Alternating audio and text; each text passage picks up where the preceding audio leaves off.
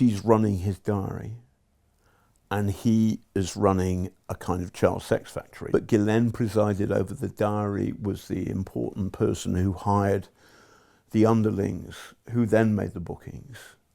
And for that, she got paid $30 million in total from Epstein's estate. We learned that at the trial. That, you have to ask the Maxwell family who defend their sister, what the fuck do they think that money's for? Being a secretary, 30 million? Organising your diary, like 30 million? If it's covering up a paedophile, then you can imagine that's an appropriate amount. It's not appropriate, it's just evil. John Sweeney, hello. Hey. How are you? Very good. It's this is tea, by the way, if you're wondering. Cheers. We're here to talk about your book, Hunting Ghislaine. Mm-hmm. Tell me about it. So it flows from the podcast I did for Global called Hunting Ghislaine, which we put out in the back half of 2020, and I was commissioned to. I'd crash out at the BBC, and I was feeling bewildered and betrayed, and a little bit lost. And then I went to Global, who own LBC, and I said, "Can I do this podcast about Ghislaine Maxwell?" And there was a long, long wait. And then eventually in June they said yes. And I signed the contract on July the 1st, and she's arrested by the FBI the very next day. And I phoned up the boss and I said, "Listen, I've signed the contract." And he says, "It doesn't matter. It's still fascinating." You know, like, because the gig was, for me, that's why it's called Hunting Ghislaine. I was going to find her. Yeah. I thought she might be in a sort of swanky bit of Tel Aviv, no extradition with the States or something like this. I had no real idea. But it turns out that she was in the States the whole time. And this was, I think, I mean, there are multiple tragedies about her in her life, but one of them is that when Epstein gets into trouble again, her answer to her troubles is to run away, not to face the music, but to hide. And that's a disaster for her. I do feel, I've recently written a book about Putin, and Putin is just dark from the get-go, and he just gets darker and darker and darker. And I think something very horrible happened to him, very dark happened to him, Ollie, when he was very, very young. He was either abandoned by his natural mother or horribly sexually abused, or almost certainly both. But it's all dark, whereas what's sad and tragic about Ghislaine Maxwell is that she is, I believe, both a perpetrator and a victim. And psychologically, it's kind of grimly fascinating to try and understand both sides of those stories. That isn't a get out of jail card, but what led her towards this part of her life when she is effectively a $30 million pimp for this revolting human being, Jeffrey Epstein. And then all of the kind of hangers-on in the British establishment, who her father and she, they sort of cut through, manipulate. The most foolish of all, of course, is Prince Andrew. And then you've got, the president-to-be, Trump, and the president that was, Clinton, also in the caravan. So it's honestly a kind of morality story of our times, of how these ghastly people have ended up with so much money. They do such cruel things, and they treat ordinary people, in particular these girls who are far more children than adults, in this horrible way. So the story is grimly fascinating, and I wanted to tell it. We'll talk about the class dynamics, I think, a little bit when it comes to talking about the trial. Let's start at the beginning, though, because you assert in the book that the key to understanding Ghislaine and her relationship with the paedophile Jeffrey Epstein is her relationship with her father. Yeah, so Robert Maxwell was a monster, and so Netflix, and they did a movie called, is it Filthy Rich or Filthy Secrets? I forget which. And the story is that Jeffrey Epstein is a monster, and then along comes this facilitator, Ghislaine. And they do a little bit, but they don't really get just how, can I swear? Yes, of course. How fucked up Ghislaine Maxwell was by her father. She was fucked up long before she met Jeffrey Epstein. And there is I talked to a number of psychologists, psychotherapists. There's a woman called Wendy Bahari who's written a book about narcissists. In particular, narcissistic men who, when their wives become too old and ugly, they dump them and then they go with their daughters in some weird and creepy way. Donald Trump and Ivanka Trump is the classic, and there's pictures of her when she's 13, and there's two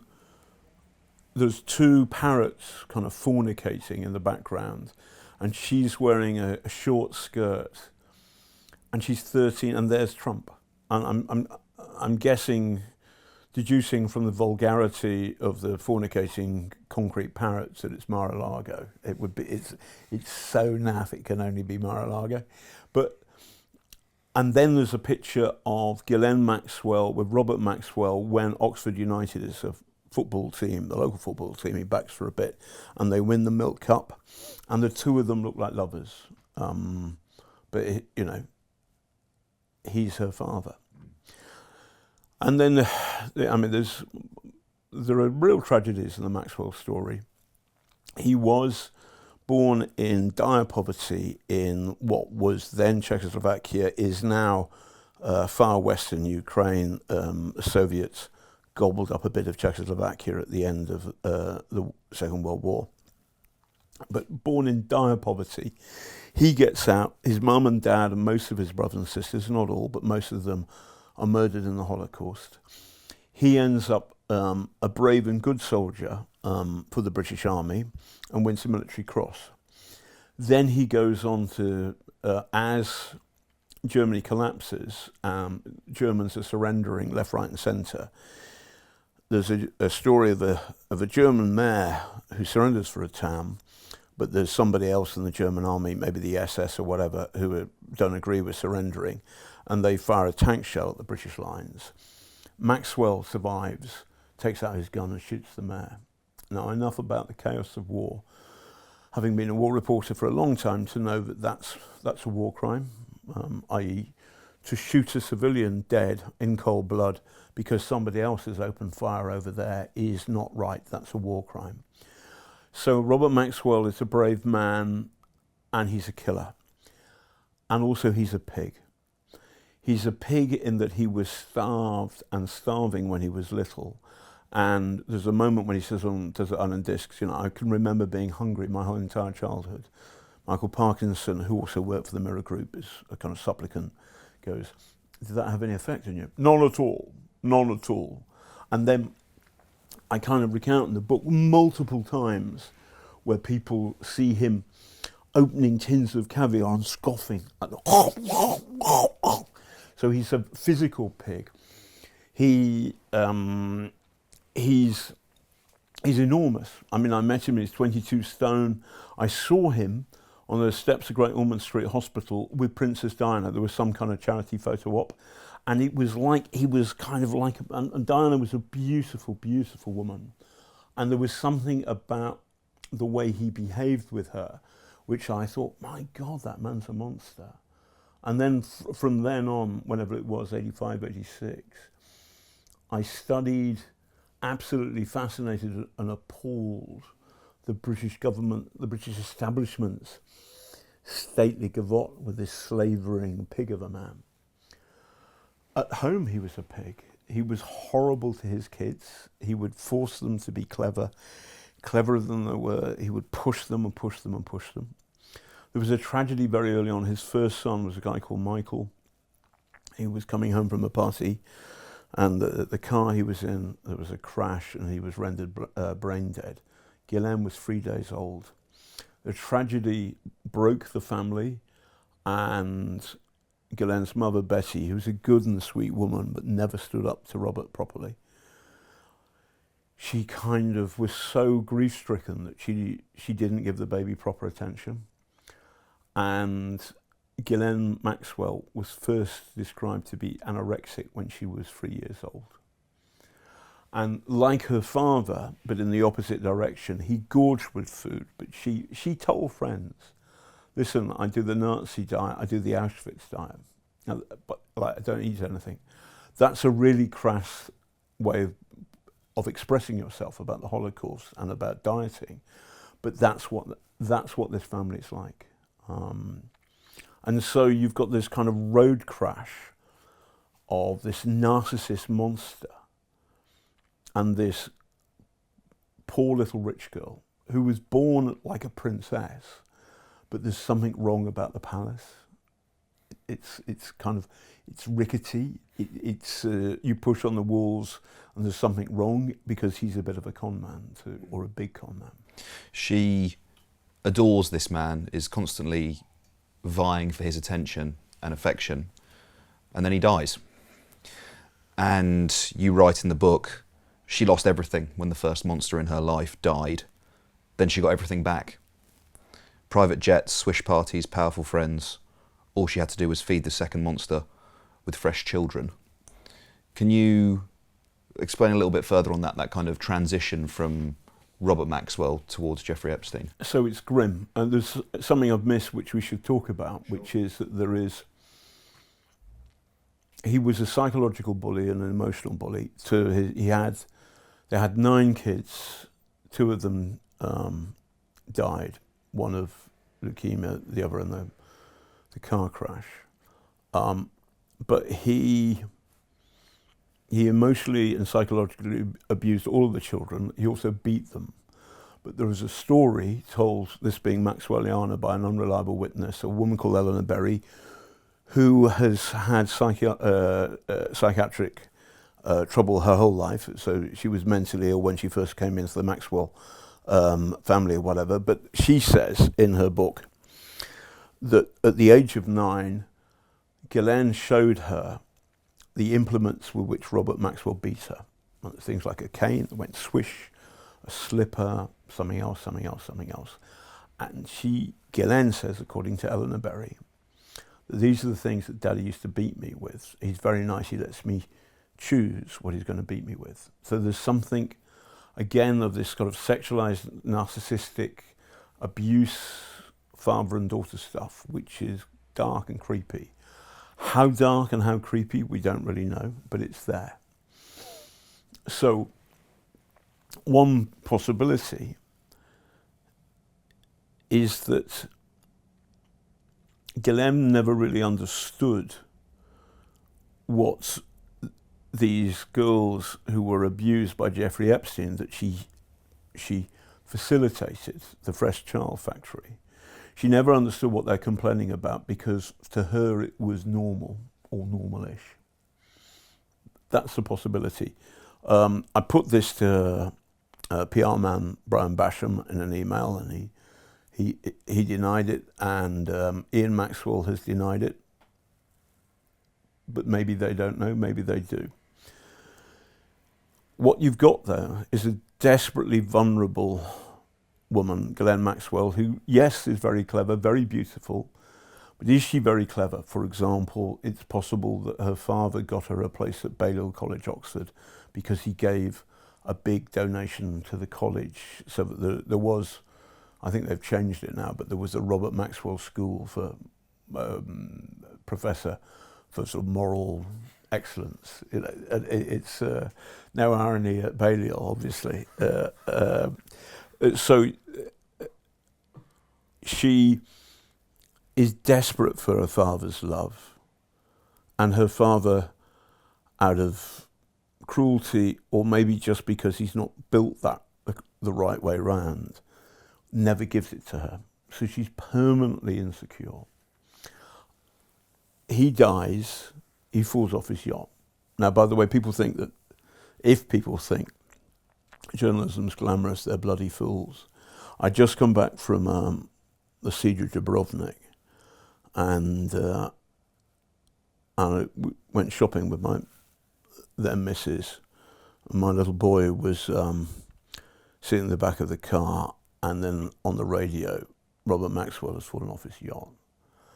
and I vividly remember where I was. It was on top of the Asda car park in Roehampton, just off the A3.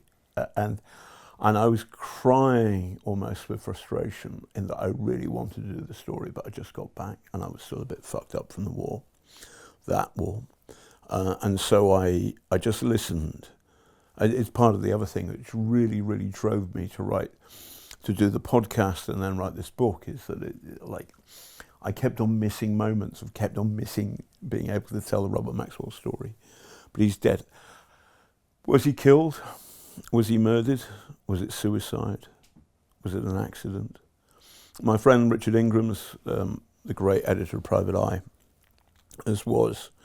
loves to tell the story about how Robert Maxwell had a helipad in the heart of London, and he used to piss off the edge. And by the way, I used to be a freelance reporter in Fleet Street then, and I'm convinced I'm bald because Robert Maxwell's all pissed on my head. His sulfuric piss, just. That's where my hair. Well, I used to have hair really curly. I had lots of it. Fuck off. Or rather, fuck off, Robert Maxwell. Robert Maxwell do fuck off. Also, Richard told me this story, which is preposterous, that Robert Maxwell had a habit of kind of leaving the door open so that earshot you could hear him have a crap. And I went digging, and I found two journalists, somebody who worked for a city program, a financial program at Thames TV, and then a woman reporter who they went to see Maxwell, and they were aware of this awful kind of sound of kind of like great big sploshes. Splosh, plop, plop, plop. And then again, plop, plop, plop, plop, plop, kind of like, melons being smashed against marble. I mean, really kind of yuckity, yuck, yuck, yuck. And she worked for the Jewish Chronicle, and he was in denial at that stage. He was still in denial of being Jewish. Perhaps a kind of memory of the anti-Semitism that scarred his childhood, but it was just kind of like mad because everybody knew he was Jewish. But he was outrageously rude. So this story is true. So Richard Ingrams believes it's possible. He goes out the back of the boat for a piss, and he falls over. Roy Greenslade, former editor of the Daily Mirror, who hates Robert Maxwell with a passion, quite right too, believes it was suicide undertaken when the balance of his mind was not disturbed, because he knew he'd run out of money. He'd been stealing from Peter to pay Paul, and then stealing from Paul to pay himself. And he was about to go to jail, and there was no way out. And so he decided to kill himself. I think that is more likely than not. There's no good evidence whatsoever that he was murdered, but Ghislaine thinks that. Of the 7 surviving kids, the oldest are the ones who hate Robert Maxwell the most. And part of Ghislaine Maxwell's tragedy is that she's still sufficiently in love with her father that she doesn't understand that he was a monster, doesn't get that thing right, and also believes that he was murdered. And so there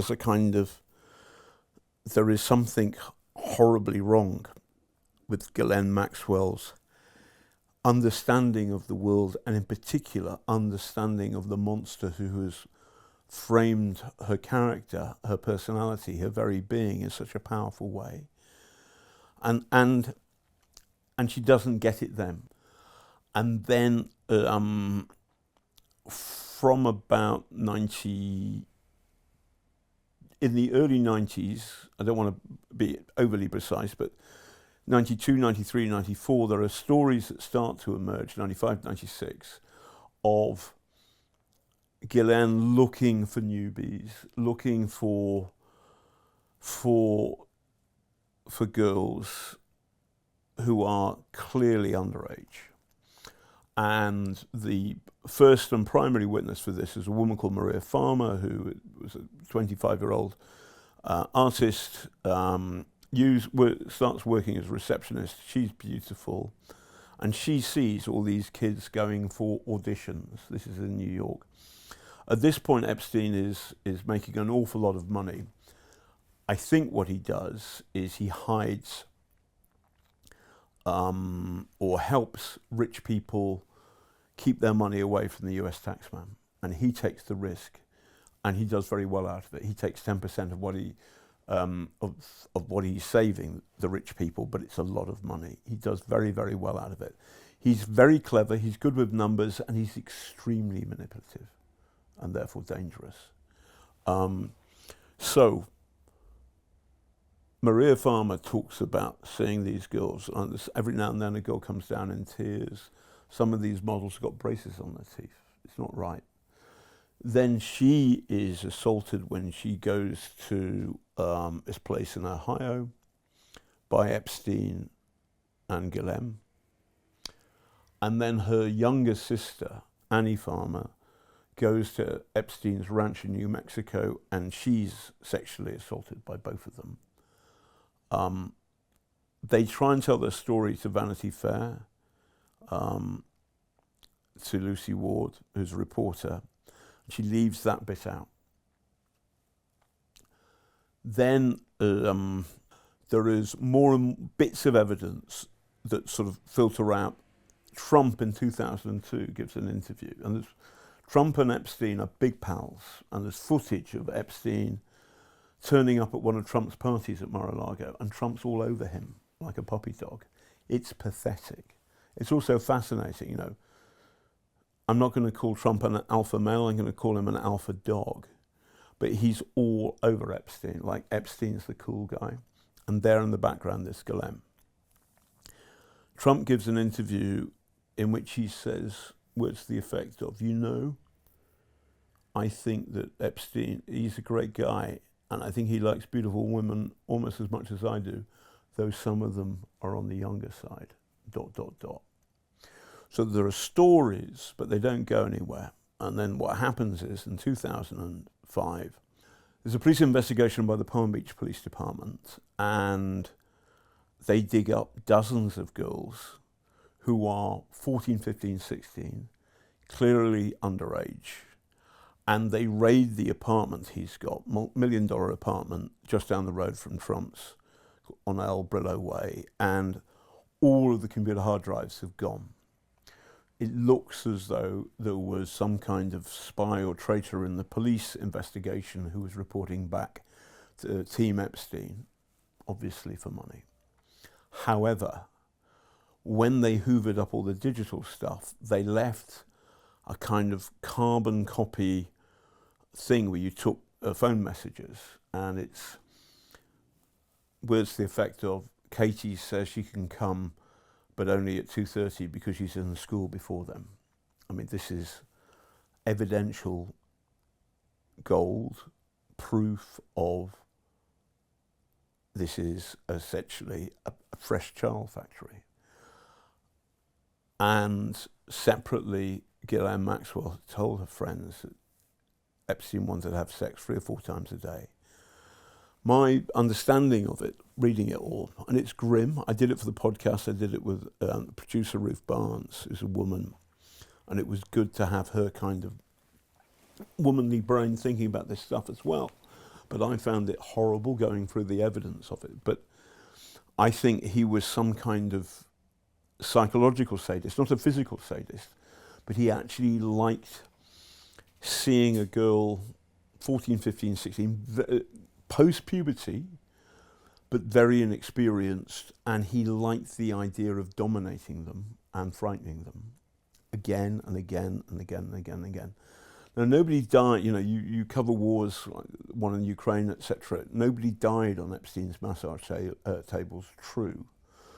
But it's the industrial scale of the abuse. And then what happens is, when the story starts to break, Epstein uses his money and his connections to powerful people to minimize the impact on his own life, and he gets a sweetheart deal, and it's kind of disgusting because basically he's a serial paedophile, and he gets whatever it is, 13 months nearly all of the time he can spend in his office Monday through Saturday, and he can do what the fuck he wants there, and there's something wrong. And he's paying for the cops to stand outside his office, but nevertheless, what's going on inside? Who knows? So it was an abuse of justice. Around about 2005, Ghislaine cuts the knot and disappears from his life, more or less.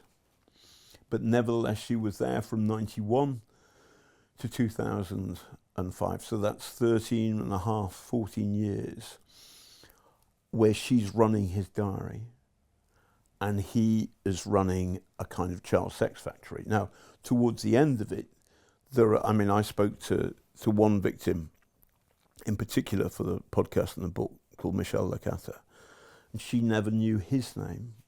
She never knew Ghislaine's name. But Ghislaine presided over the diary, was the important person who hired the underlings, who then made the bookings. And for that, she got paid $30 million in total from Epstein's estate. We learned that at the trial. That, you have to ask the Maxwell family who defend their sister, what the fuck do they think that money's for? Being a secretary, 30 million? Organising your diary, like 30 million? If it's covering up a paedophile, then you can imagine that's an appropriate amount. It's not appropriate, it's just evil. Ghislaine has denied any wrongdoing throughout the process, right? You mentioned earlier that she was unable to recognise the fact that her father was a monster. Do you think that denial is either just, pragmatism, I'm looking at a lot of time here, I'm going to deny it, I'm going to try and get out of this, I believe I can get out of this?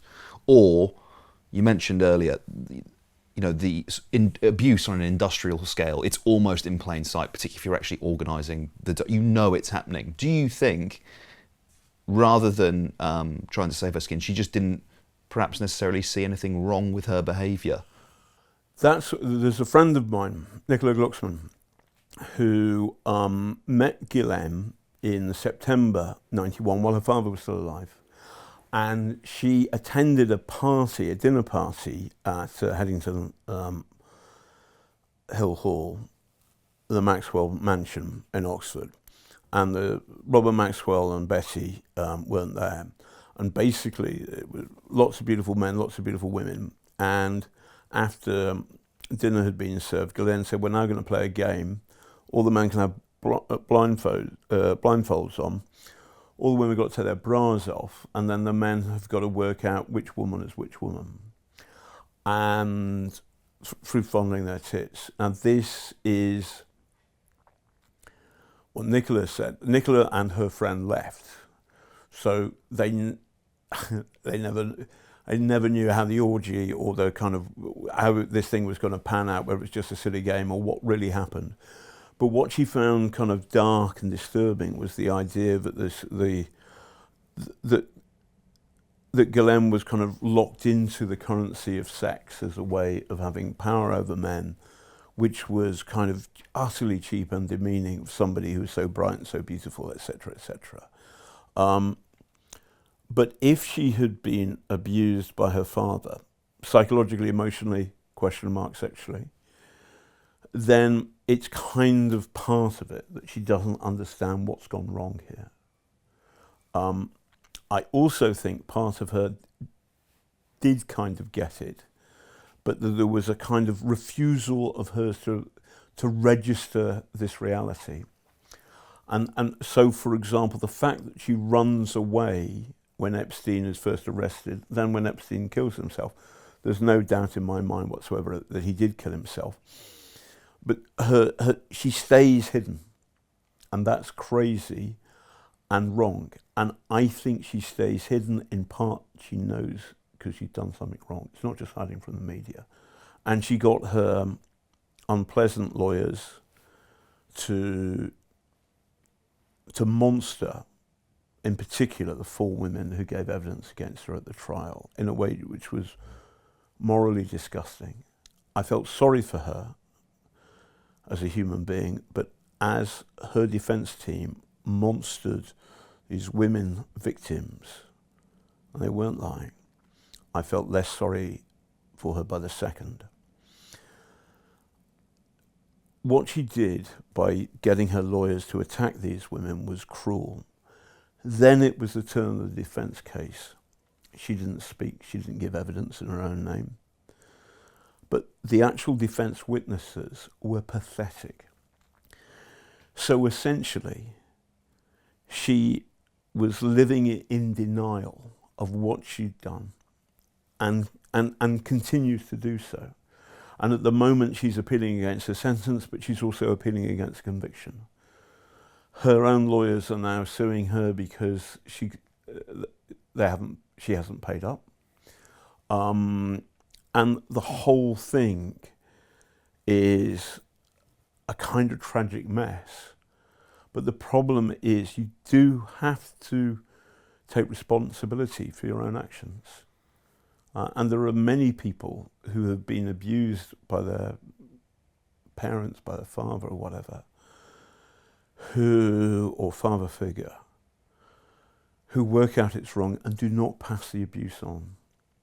So I do, she's looking at spending possibly the rest of her natural life in prison, and I feel sorry for her. At the same time, she's the author of her own misfortunes, and her blinkered, cruel way her lawyers monstered these victims was horrible to behold. You mentioned the word sorry there several times, and you also spoke about taking responsibility for your actions and those sorts of things, which generally speaking are the kind of prerequisites towards anyone offering any kind of forgiveness or acceptance of an apology. But do you think it's possible to forgive Ghislaine Maxwell for what she's done, which I guess is a roundabout way of asking whether you think there are crimes that are sort of beyond redemption, beyond the pale? I thought about this a lot because I've covered the kind of big war in Ukraine, and I've seen dead kids. I've seen one dead child killed by the missile on the Kyiv TV tower being taken away by the people from the morgue, and a mother and an old man. And then I've seen people who've been shot in the face and shot in the back of the head in Bucha, and then I've seen a mass grave in Bucha, and then I've seen all on repeat destruction, October the 10th, stepping over people's blood. So there is a big distinction between that kind of evil and this kind of evil we're talking about now. On the other hand, there is something about, is it possible that if Epstein didn't have this money, would he have killed to have this kind of sex on repeat? Sex, the most, on very, very vulnerable girls who were always, anyway, the best evidence is they are vulnerable in either their trailer trash from trailer parks in the States, or they're actually, there's a British woman who has come from a family with money, but the family is broken and dysfunctional, and so they're vulnerable. And so there's a kind of preying on the vulnerable on an industrial basis. So I find it hard to forgive this measure of cruelty. The thing that switches it for me, Ollie, is the court case and the lawyers going for it. So there's a woman called Carolyn who is, by the way, I say the phrase trailer trash and I feel kind of wince because there's a kind of cruelty that comes with the phrase. But she said at one point, the prosecution asked her, you got a drug conviction. What happened? And Carolyn said, because I'm an idiot. Because the officer said, have you got any drugs? She said, yeah, I have. She's an idiot. And she was paid $300 when she's 14 to have sex with Epstein again and again and again and again and again. And she just said, what do you do with the money? I spent it on drugs because I'm a fool.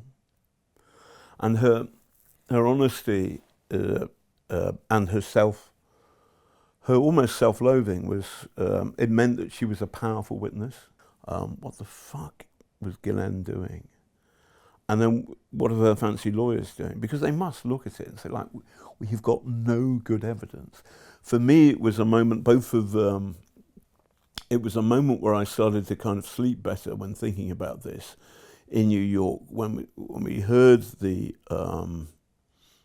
defense case, and then all the reporters in the room afterwards said, well, what was that? And I said, well, the reason why there is no defense case is because there is no defense. So there is something wrong inside Ghislaine's makeup, inside her head, that blinded her to the cruelty and the criminality of what she was doing again and again and again. And we haven't talked about Prince Andrew. Yeah. And we haven't even got there. Fucking hell. Yeah. No, I think. Sorry. No, it's okay. I think it's one of those, isn't it?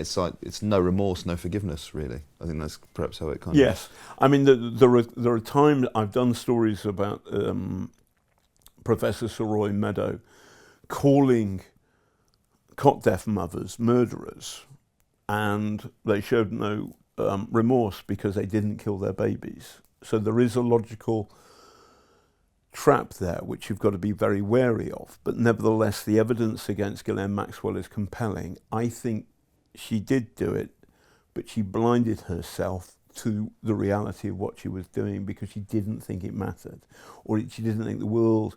And actually part of it is she didn't think it mattered because these people were trash in her view. And there was something, and again, I think that flows from her father. Is this survivor guilt? I don't think so. I think there are many, many people who survived the Holocaust who did not go on to do this kind of thing at all. So there's something horribly, horribly wrong. In the middle of this, you've got to remember that she and her powerful friends had an awful lot of fun. So there's Trump. He's on the scene till about 2002. At some point they fall out, Epstein and Trump fall out, and then Trump goes, I'm not a fan. That's not true. For at least a decade, from 92 to 2002, probably longer, Trump and Epstein were busy mates, next door neighbours. They had a laugh, more than a laugh. Then Clinton comes on the scene, and Clinton mucks around. Then there's Prince Andrew. And there's a moment when Ghislaine goes to Buckingham Palace, sits in the throne room on the Queen's chair. Kevin Spacey, great moral alp of our time, he plays Duke of Edinburgh, and the two of them give the royal wave, and the picture appears in the Daily Telegraph almost 2 decades later. And what you've got there is a kind of, it's Game of Thrones for real. Clinton's disgraced. Kevin Spacey is disgraced. Prince Andrew, who got them in, disgraced. Epstein's dead. Ghislaine's in jail. There's a question lots of people ask, what the fuck? Why has Ghislaine gone to prison for so long, but these men who also did this stuff got away with it? And it's a good question, but and I've looked at it hard, and I talked about it with other journalists who've made films about Ghislaine Maxwell. And my view, and it's the view of the other colleagues who've done this, is there are a number of problems. The first of which is that Epstein's, it's called, by the way, it's hebephilia. It's liking girls who are just post-puberty. It's not classic paedophilia, though it's part of the subset of it if you're doing Venn diagrams. But basically, he was a hebephile. He liked to have sex with 14, 15, 16-year-olds. Now, they were, that is very weird. Most men like to have sex with grown-up women, and the evidence is that people like Trump and Clinton were having sex with, or may have been having sex, I can't prove this, with 22, 23-year-olds, but that's legal. Now, it may be embarrassing for whoever Mrs. Trump was at that moment, or Hillary Clinton, and it may be that that Epstein had a hold over them, but they weren't committing crimes. Prince Andrew had sex with Virginia Roberts Giuffre. She says, he denies it, in 2001. The legal age of consent in Britain is 16, not 17. Was she trafficked? Yes, in common parlance, but at that point there was no anti-trafficking laws on statute, and you can't be charged for something which isn't a crime at that moment when it happens. The anti-trafficking laws come in 2003, but they're poorly written. They're not on it, and so the reason why Prince Andrew hasn't been charged with anything is the evidence is poor against him. There's a photograph, yes, which shows association, and obviously it's a bit fucking weird. And also he pays money, but that's a civil thing. That isn't evidence that they had sex. There's no audio or video recording of it. A greater difficulty the feds had got at the trial is that Virginia Roberts Giuffre made a series of statements on oath which have subsequently proven to be incorrect. Do I think she's lying? No. I think as far as Prince Andrew is concerned, she's telling the truth. However, if you're a good defence lawyer, and Ghislaine's lawyers were good and expensive, you can rip those people apart. So why haven't any men gone to prison? Because the vast majority of them weren't having sex with the 14, 15 or 16-year-olds. That did happen in quiet places away. It happened with Epstein, not with the other men in general. There are some exceptions, I'll go on to those into a second. Secondly, the sex that did take place, if it took place with consenting adults and was outside the statute. So the two exceptions are Jean-Luc Brunel, who commits suicide, and then Alan Dershowitz, who denies it vehemently. Virginia Roberts Giuffre says it happened, and that argument is still playing itself out in the civil courts in the States. John Sweeney, thank you very much for taking the time to speak to me. I really appreciate it. Cheers.